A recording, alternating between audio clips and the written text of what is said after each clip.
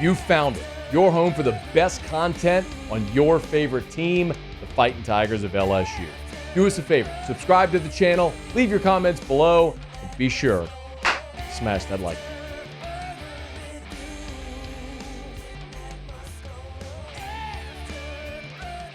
So over the weekend, two former LSU quarterbacks hit the portal again.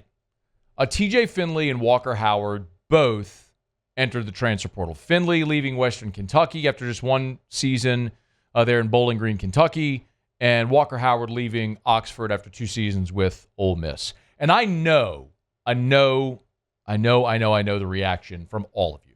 It's, why did they even bother leaving? Should have just stayed. I know that's a reaction. So a couple of things.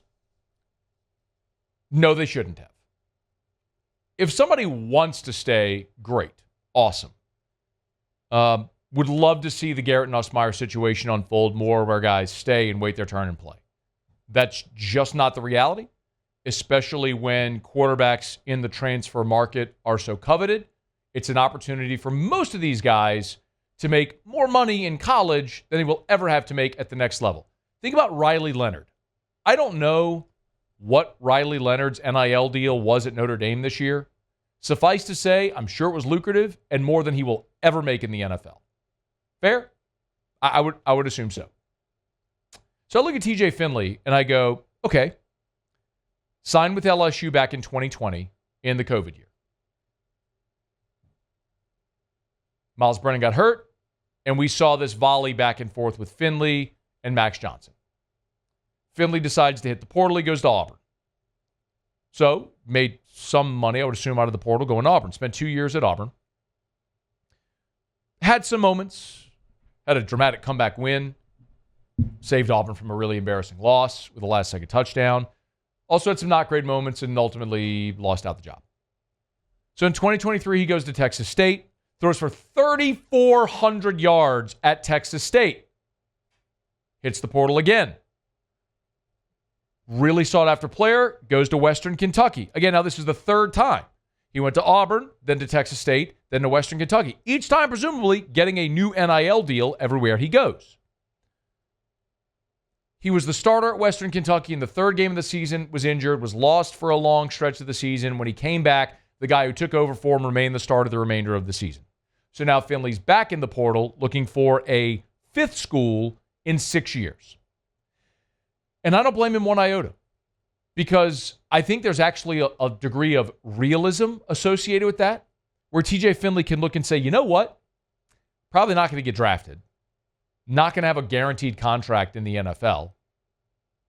Quarterbacks have more, as a sixth-year player who's thrown for over 6,100 yards in college, who's played at 2 SEC schools, there's more value in the quarterback transfer market for TJ Finley than there is in the NFL right now. By the way, TJ Finley has twins, and I don't blame him one iota as a father thinking, what can I do that can best help my family? Yeah, go where you have the most value. Because a year from now, when your college eligibility is done, I don't think professional football is any guarantee for TJ Finley. So maximize your earning potential while you can. I think it's brilliant, actually. Go take advantage of the 6 year, play somewhere else, and make as much money as you can. Walker Howard is a different story because Walker was the 5-star and he was the legacy, and everybody had great hopes and aspirations for Walker Howard. And the unfortunate thing is, he went to Oxford when everyone thought Jackson Dart was going to transfer after the Springs. Remember, they brought in Spencer Sanders from Oklahoma State 2 years ago. Well, everybody stayed. Dart won the job. Sanders was out of eligibility. Howard was the backup. Dart came back for another season, and the freshman there in Oxford ended up beating Walker out for the backup job this year, so now he's back on the market again.